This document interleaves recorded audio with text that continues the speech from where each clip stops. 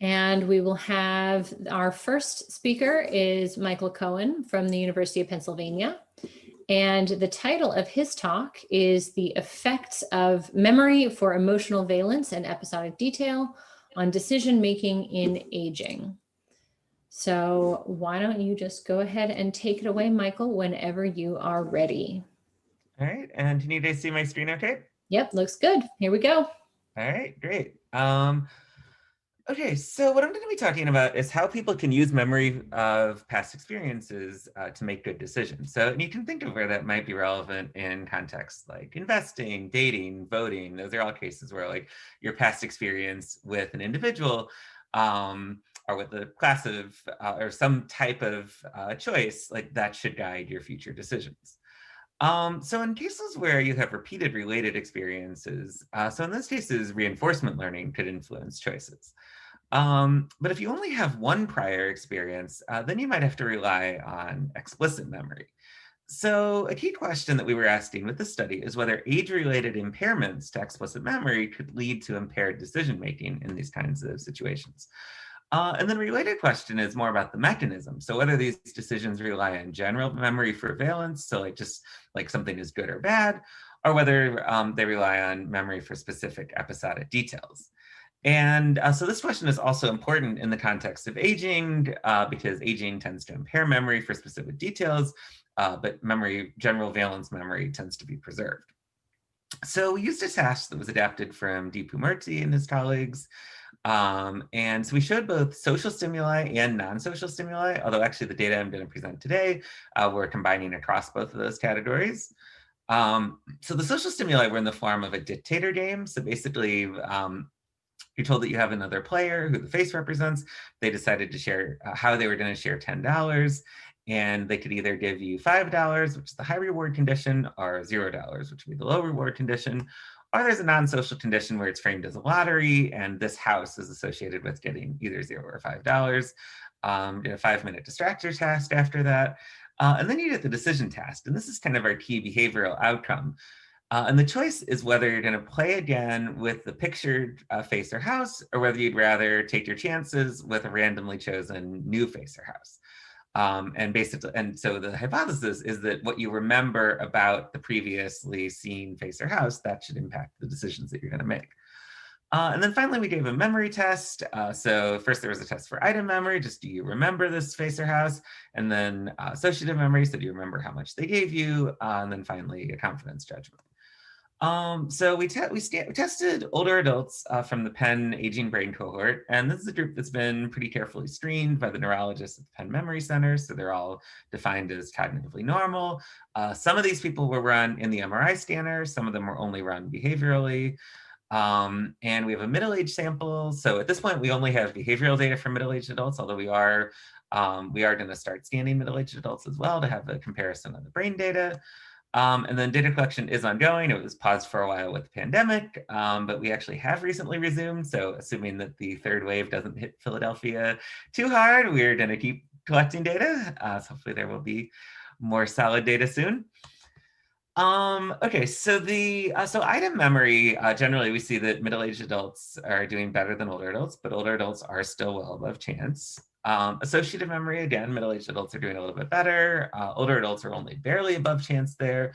But then the key thing is if we limit it to confident associative memories, there we see that both middle-aged and older adults are pretty solidly above chance, although really not great. I mean, the middle-aged adults, even when they're confident about their memory, they're still only a little above 60%.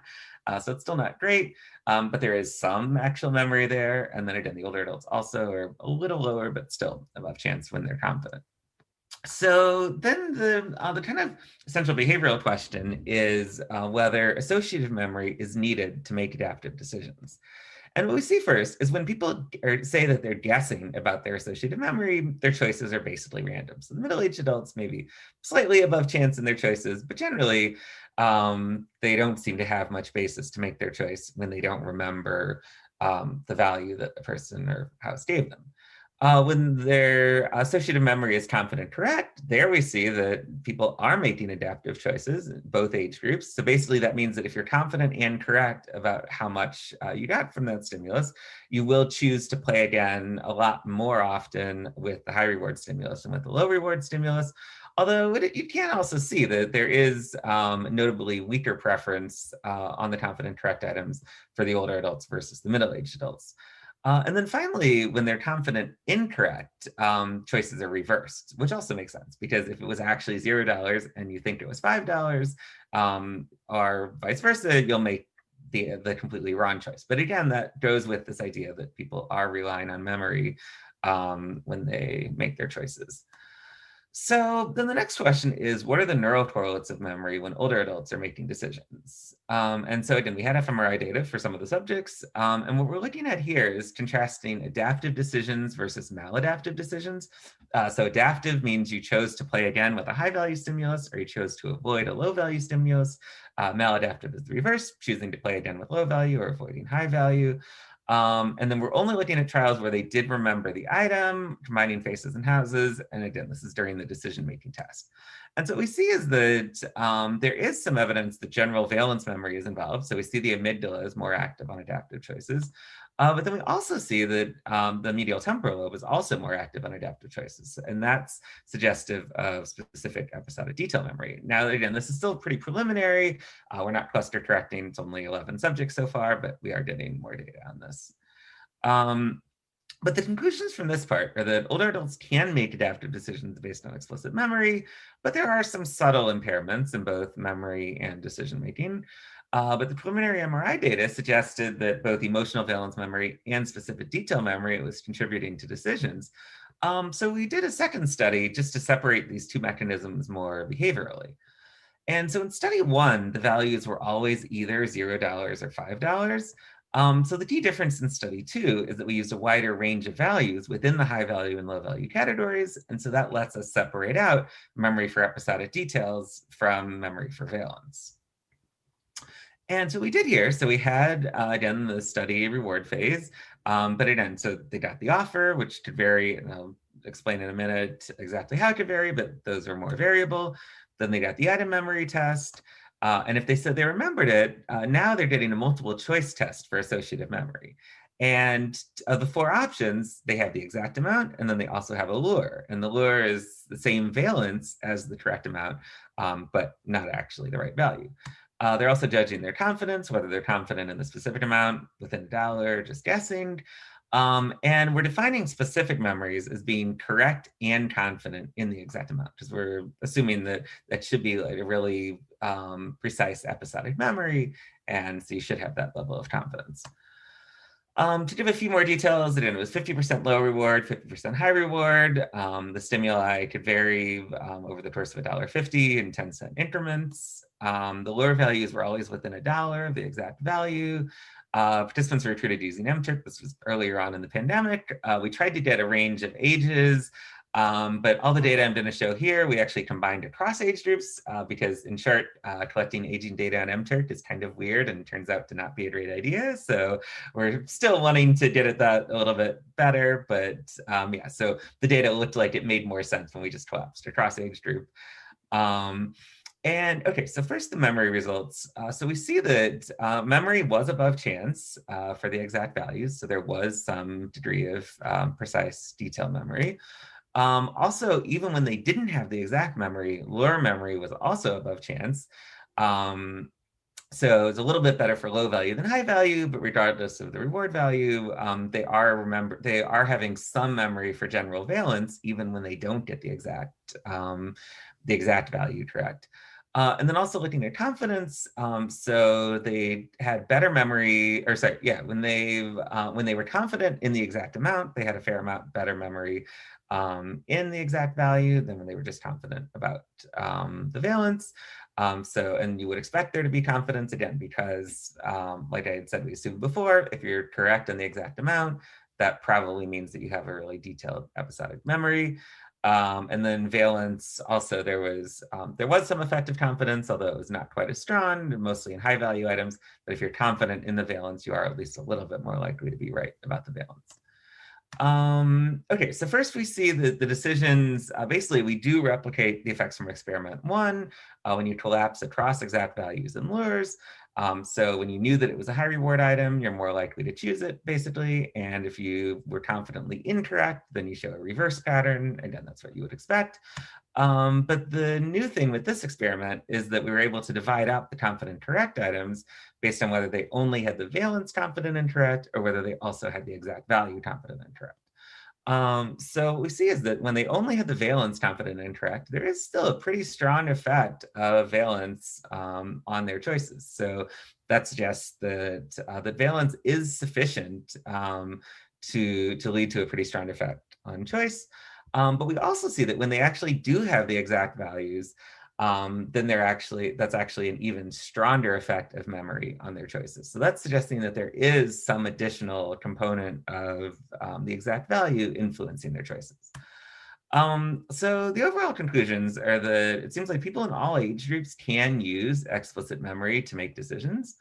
Memory for emotional valence, which we think is mediated by the amygdala, that probably is a key mechanism. It is worth noting that it's kind of interesting that these memories are being formed on a single learning trial, even when the emotions involved aren't really that strong, but it's still enough to get the amygdala involved. But it's also important that when memory for a specific detail is available, it leads to even more robust performance on the decision-making task. And then finally, looking at the aging piece, so older adults are showing mild impairments on the decision-making task, and that especially shows up as a weaker preference for adaptive choices when they're confident correct in their memories. But overall, the pattern of behavior is consistent with prior findings from older adult memory, which is that you get spared memory for valence, and we think that's potentially underlying a lot of the successful decisions, but then impaired memory for specific details would lead to these subtle impairments in the decision making. So I want to thank my collaborators on this, Carolina Lempert, Joe Cable, and Dave Vogt. So the three of them actually initiated this project, and I kind of jumped in a little bit later, and then as well as the RAs on this, our funding sources, and all of you for listening.